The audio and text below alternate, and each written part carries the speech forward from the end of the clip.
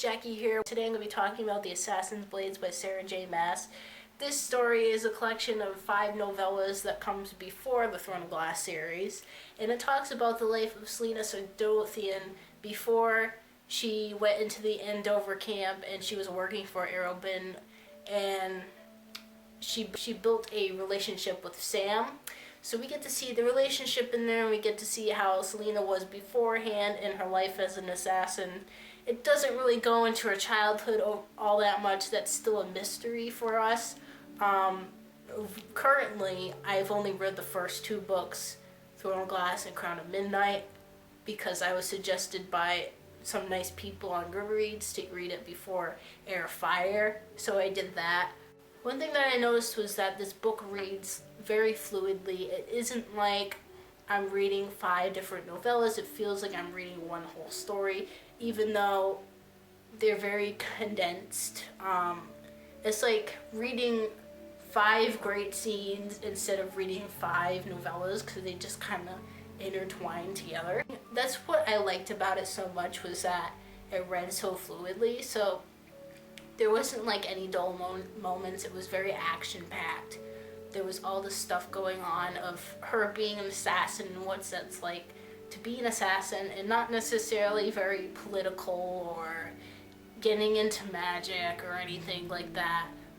It felt very different from the series, but at the same time similar, because it's just about her as an assassin and what she went through, really, and not so much about the politicalness of, say, working for the king and all this stuff going on as well. One thing that I did like was Sam.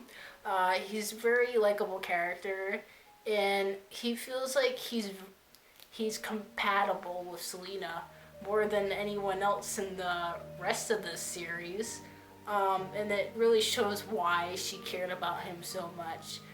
At first in the story, like in the beginning of the book, well, the novellas, they butt heads a lot, and it didn't seem like they were going to do that. So that was very interesting and a surprise to me that they didn't get along at first, and then they did. But it was always there, like the budding relationship, so it wasn't like a surprise or anything either.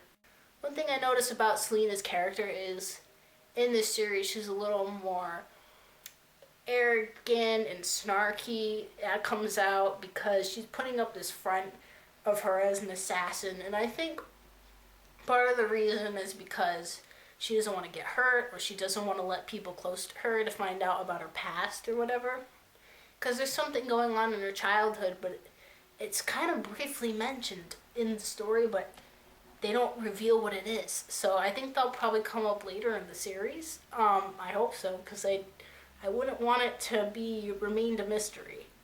But even though she has this kind of upfront, arrogant feel, to try to push people away, you can see her humane side, how she feels about Sam, how she feels about slavery and prostitution and healers and the oppression that they face, and wanting to help them.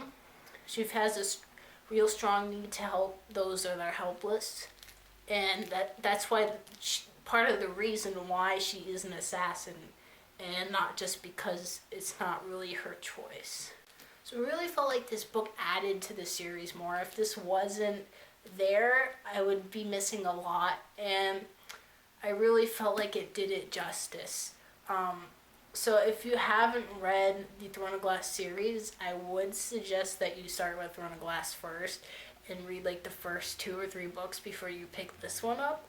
I know that because people have suggested it to me, that it kind of works into the 4th book, Queen of Shadows, so you should read this one before Queen of Shadows. But yeah, it's definitely something that you want to read, whether you've already read the series or you're halfway through it. I think it would definitely clear a lot up, and it's a very nice collection of stories. So that's all I'm going to talk about this week. I hope you guys enjoy yourselves, and I will see you next time. Peace.